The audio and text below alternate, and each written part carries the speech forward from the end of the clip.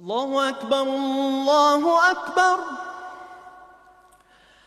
Assalamu alaikum wa rahmatullahi wa barakatuh, brothers and sisters. Alhamdulillah, we thank Allah subhanahu wa ta'ala for allowing us to reach the blessed month of Ramadan. A month where time is precious and rewards are multiplied. Ramadan is not just about abstaining from food and drink. It is about disciplining our time. Every hour in this month is an opportunity, either a gain or a loss. Allah subhanahu wa ta'ala reminds us in the Holy Quran, وَالْعَصْرِ إِنَّ الْإِنسَانَ لَفِي خُسْرٍ. By time, verily mankind is in loss.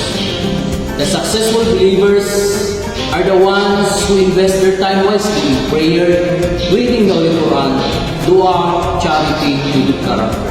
Even small deeds done consistently in Ramadan carry great reward.